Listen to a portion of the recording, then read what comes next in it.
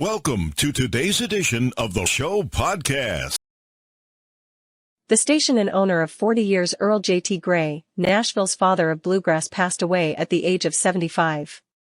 Gray was not only the longtime owner of Nashville's foremost bluegrass club, but also a passionate bluegrass musician who played guitar and stand-up bass and was a member of the Bluegrass Music Hall of Fame. J.T. was just about one of the most upstanding people you'll ever meet, very stoic, a man of few words. He was really kind and always thought about the musicians, remembered longtime friend and station and director of marketing Jeff Brown. Even through the pandemic, we do shows and have 25 people in the stands, and that's the best we could do, and the bands wouldn't make any money. He'd find some extra to give to them. That was JT's thing. He did that a whole lot more than even he planned on because he has a heart for these musicians. You won't meet anybody better than him, ever.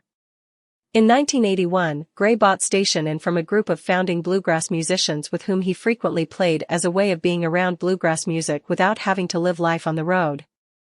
Under his leadership, station and would become a Nashville icon.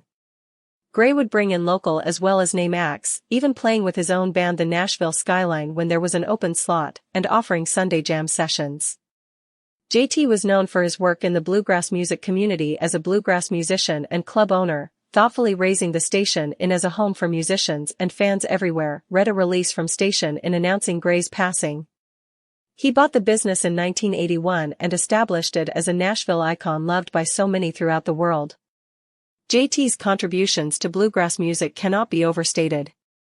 The atmosphere at station and grew to such renown that well-known acts such as Jimmy Martin, Bobby Osborne and Bill Monroe would drop in unannounced before and after Grand Ole Opry shows, while the venue would host names like Vince Gill, Chris Stapleton, Jerry Douglas, Ricky Skaggs and Alison Krauss throughout the years. Dierks Bentley would hone his craft there as well. "There's nobody on the planet who loved bluegrass music more than him," said Brown. He went through hell and high water so many times to make sure this music genre had its first ever venue just so everybody had a place to play. 40 years later he still loved coming down to shows, nearly 7 nights a week. It was an insatiable passion. Once a week, Gray would sing with a band. "If you could get JT up there to sing a song with you, you'd done something good," said Brown.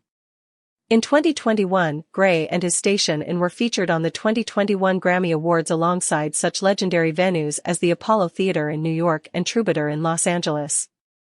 Gray presented the award for Best Country Album to Miranda Lambert for Wild Card on the night. "Bluegrass music is like one big happy family," said Gray during the broadcast. "It's our happy family playing happy music and having a happy time."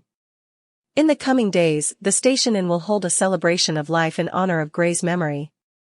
Details will be announced on the station and Facebook page.